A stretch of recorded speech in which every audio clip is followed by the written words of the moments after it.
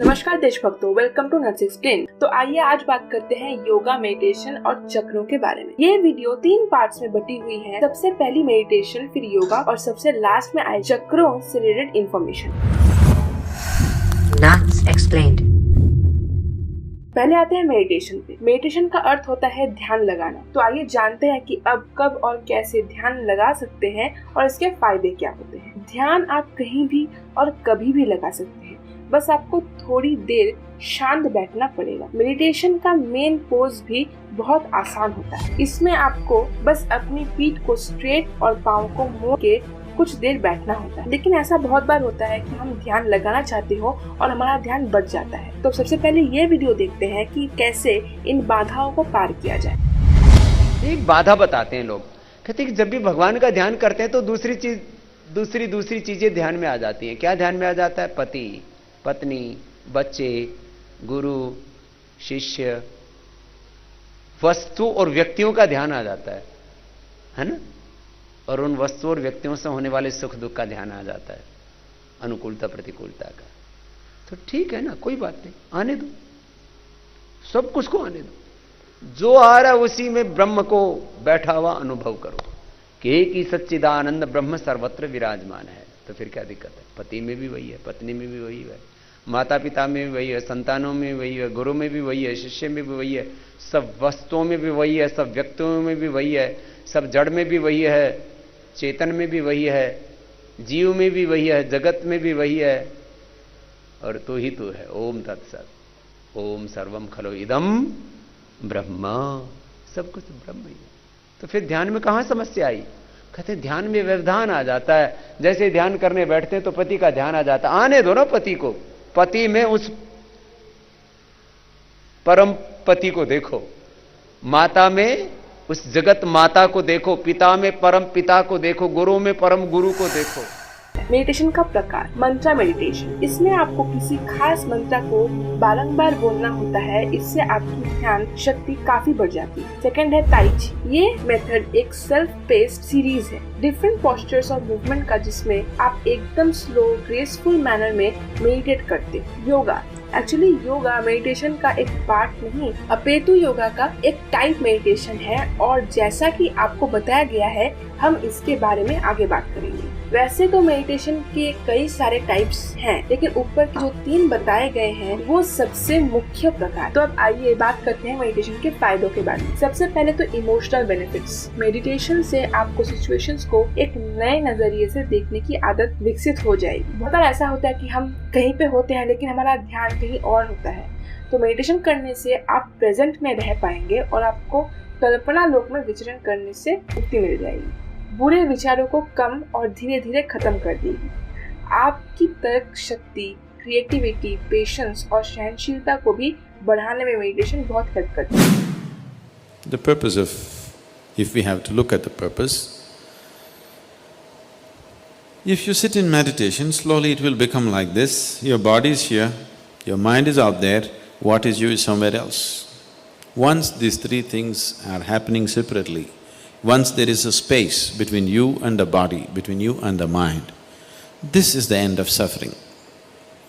Once the fear of suffering is taken away, only then you will keep your instinct of self-preservation down, otherwise you won't keep it down. As long as the fear of suffering is there, you will not keep the instinct of self-preservation down. The only reason why you are naturally not spiritual is because you have empowered your instinct of self-preservation too much. All the time it is trying to make you like a bubble in the world, separate bubble, not willing to mix with anything. So unless you keep your instinct of self-preservation down, you will not become spiritual in any way. You will not know life as one happening. You will always be an individual, trapped. Meditation का एक सबसे बड़ा फायदा ये है कि इससे आपके ब्रेन के इम्पोर्टेंट पार्ट्स की साइज बढ़ जाती है। और तो और इसके थ्रू आपका विल पावर भी काफी हाई लेवल पर पहुंच जाता है। यकीन ना हो तो ये वीडियो में देख सकते। मेडिटेशन आपके ब्रेन को साइकोलॉजिकली ही नहीं बल्कि फिजिकली भी चेंज कर देती है। मतलब ये आपकी ब्रेन की साइज को ही चेंज कर देती है। जी हाँ, ये सुनने में तो अमेजिंग जरूर है, पर मेडिटेशन की ये इफेक्ट साइंटिफिकली प्रूव्ड है। 2011 में हार्वर्ड यूनिवर्सिटी में सैरा लजार ने एक एक्सपेरिमेंट किया था और उस एक्सपेरिमेंट से ये पता चला कि जस्ट 8 हफ्ते की मेडिटेशन से आपके ब्रेन की साइज फिजिकली चेंज होने लगती है और आपके ब्रेन के जो बैड पार्ट्स हैं, मेडिटेशन उसे श्रिंक यानी छोटी कर देती है और जो गुड पार्ट्स हैं, जो कि आपके कॉन्फिडेंस और बाकी पॉजिटिव चीजों से जुड़ी हुई है, उन पार्ट्स की साइज को बढ़ा देती है। मेडिटेशन आपको बैड हैबिट से छुटकारा पाने में भी मदद करता है। ब्रेन का एक पार्ट होता है जिसे हम डीपीसी कहते हैं। ये पार्ट आपके विल पावर यानी इच्छा शक्ति के लिए रिस्पॉन्सिबल होता है। बहुत सारे स्टडीज में ये पाया गया कि मेडिटेशन आपके इच्छा शक्ति को बढ़ाता है। अब आते हैं योगा, एक ऐसा गजब का साइंस जिसकी सहायता से आप अपने मन और अपने शरीर को इतना स्ट्रॉन्ग कर सकते हैं जिसके बाद आपकी शरीर को कोई बीमारी टच भी कर नहीं सकती। योगा का मेन लक्ष्य सांस्कारिक शक्तियों को खुद में जहाँ तक हो सके वहाँ तक सम्मिलित करना है। योगा के डिफरेंट टाइप्स होते हैं लाइक अनुलोम विलोम, प्राणायाम, मेडिटेशन एक्सेट्रा। अब आप उससे रिलेटेड जरा ये क्लिप देखिए और आप सब कुछ इजीली समझ सकते।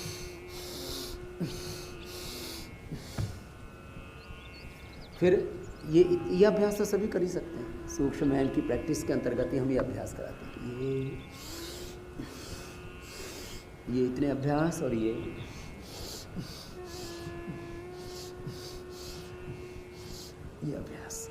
अभ्यास भी आप 25, 50 बार कीजिए। लंबे लंबे सांस लेते रहिए।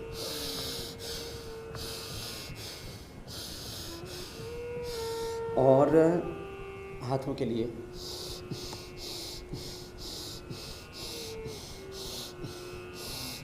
ये दूसरा अभ्यास, फिर ये तीसरा अभ्यास हाथों के लिए।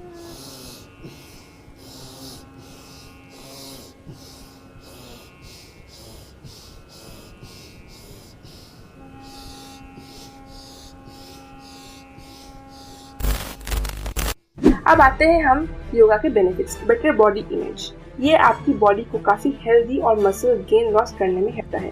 बिकमिंग अ माइंडफुल ईटर, इसका मतलब क्या होता है?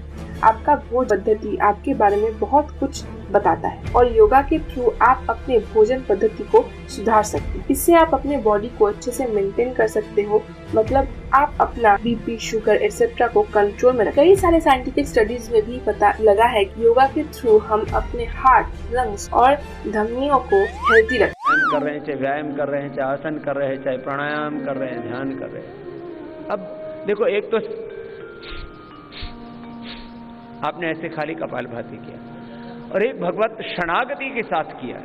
तो मैं ये आपको अपना भी एक्सपीरियंस कहता हूं और आप में भी जिन्होंने इस भाव के साथ किया उनका एक्सपीरियंस कहता हूं। यानी पूरा शरीर रूपांतरित हो जाता है। अंग्रेजी में जिसको ट्रांसफॉर्मेशन बोलते हैं, कंप्लीट ट्रांसफॉर्मेशन, समग्र रूपांतरण। मैंने आप सोच भी नहीं सकते।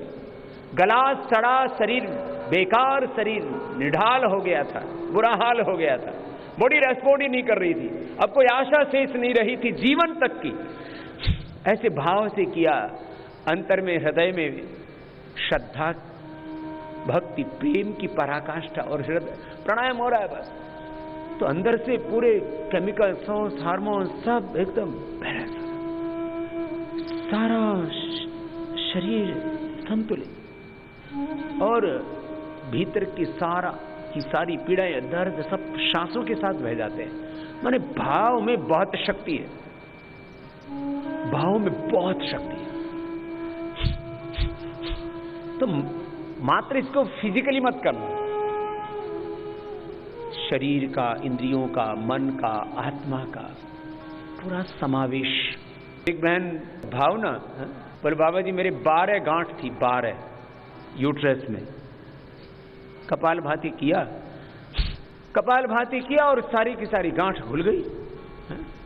मेरी 12 गांठ थी यूट्रस में। 2 साल पहले डॉक्टर ने ऑपरेशन के लिए बोला था। अभी 6 महीने से मैं लगातार योगा कर रही हूँ। तो मैंने अभी आने से पहले टेस्ट करवाया, अल्ट्रासाउंड कराया, उसमें एक भी गांठ नहीं निकली, सारी गांठ खत्म। मात्र 6 महीने में। सुन लो ये बहनों, तुम और मेरा 11 किलो वजन मैं कम करके आई हूँ। ये 11 किलो तो वजन कम करके आई है, और अभी यहाँ 3.5 किलो हो गया। आज की वीडियो में हमने जाना मेडिटेशन और योगा के बारे में। इसके नेक्स्ट पार्ट में हम आपको चक्रास के बारे में इन्फॉर्मेशन देंगे। चक्रा क्या होता है अगर आपको नहीं पता है, आने वाली वीडियो आपके लिए बहुत ही इंटरेस्टिंग रहेगी।